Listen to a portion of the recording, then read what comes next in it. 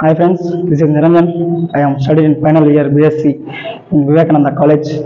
Today my topic is NJOB 2 events. Let's start the problem. ఇక్కడ 1 2 3 4 5 jobs ఉన్నాయి కాబట్టి ఈ జాబ్స్ మనం సీక్వెన్సింగ్ ఆర్డర్ ఫైండ్ చేయాలి. ఫస్ట్ ఆఫ్ ఆల్ ఇక్కడ machine 1 machine below least value ఏది? నెంబర్ 1 లో జాబ్ నెంబర్ ఎంత? 2. దీన్ని మనం మిషన్ 1 లో కనుక లీస్ట్ వాల్యూ కానీ ఉంటే దాన్ని ఫస్ట్ నుంచి రాసుకోవాలి. అదే కానీ మిషన్ 2 లో కానీ ఉంటే దాన్ని బ్యాక్ నుంచి రాసుకోవాలి. ఫస్ట్ ఆఫ్ ఆల్ ఇది 1 కాబట్టి దీని జాబ్ నెంబర్ 2, దీన్ని మనం ఇక్కడ రాసుకోవాలి first of all. Next least value ఏది? 2 జాబ్ నెంబర్ ఏంది?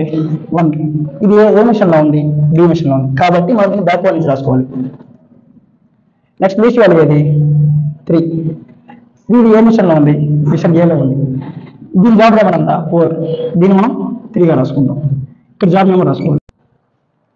నెక్స్ట్ ఇక్కడ 2 వాల్యూస్ మిగిలింది. దీంట్లో లీస్ట్ వాల్యూ ఏది? 4 అనేది ఎక్కడ ఉంది?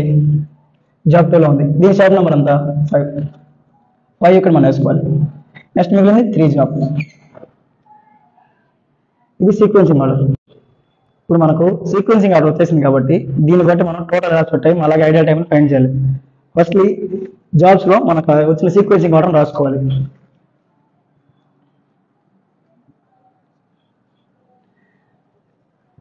First of all machine A యొక్క టైం ని ఫస్ట్ మనం 0గా స్టార్ట్ చేయాలి. ఆ 1 ఇక్కడ వేసుకోవాలి. అదే జాబ్ 4 లో మిషన్ ఏ యొక్క వాల్యూ ఎంత? 3. 1 + 3 ఎంత? 4. ఆ 4ని ఇక్కడ వేసుకోవాలి.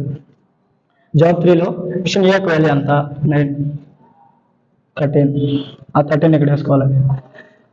జాబ్ 5 లో మిషన్ ఏ యొక్క వాల్యూ ఎంత? 10. 10 + 13 23. ఆ 23ని ఇక్కడ వేసుకోవాలి. జాబ్ 1 లో మిషన్ యొక్క వాల్యూ 28. ఇప్పుడు మిషన్ బి యొక్క వాల్యూ స్టార్ట్ చేయాలంటే ఇది ఎక్కడైతే ఎండ్ అయిందో ఇది అక్కడి నుంచి దీన్ని స్టార్ట్ చేయాలి. Q1 వేసుకుంటాం. దీన్నే మనం ఐడియల్ టైంలో తీసుకుంటాం. ఇప్పుడు జాబ్ 2 లో మిషన్ బి యొక్క వాల్యూ ఎంత? 6. 1 + 6 7. దీనికంటే పెద్ద వాల్యూ కాబట్టి దీన్ని మనం ఇక్కడ వేసుకోవచ్చు 7. జాబ్ 4 లో మిషన్ బి యొక్క వాల్యూ ఎంత? 8. 7 + 8 15. 13 కంటే 15 పెద్దది కాబట్టి దీన్ని ఇక్కడ రాసుకోవచ్చు. జాబ్ 3 లో మిషన్ బి యొక్క వాల్యూ 22. ఇక్కడ ఇది లీస్ట్ వాల్యూ అయిపోయింది.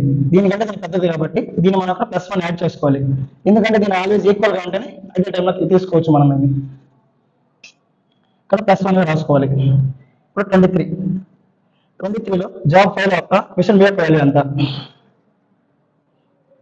27. దీనికంటే తక్కువ అవుతుంది కాబట్టి ఇక్కడ మనం +1 యాడ్ చేసుకోవాలి. 28. జాబ్ 1 లో మిషన్ బి యొక్క వాల్యూ ఎంత? 30. ఐడియల్ టైం ఎంత? 2. ఇప్పుడు టోటల్ అవర్స్ టైం మనం ఫైండ్ చేయాలి.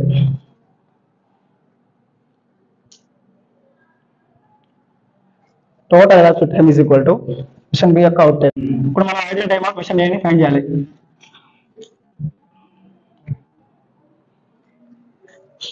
ఈ మిషన్ బి యొక్క అవుట్ టైం నుంచి మిషన్ ఏ యొక్క అవుట్ టైం ని మైనస్ చేయాలి.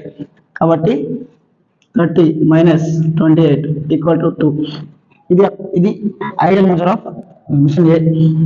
నెక్స్ట్ ఐడియల్ టైం ఫైండ్ చేయాలి. Ideal time is equal to 1 1 1. 1 + 1 = 3. Thank you.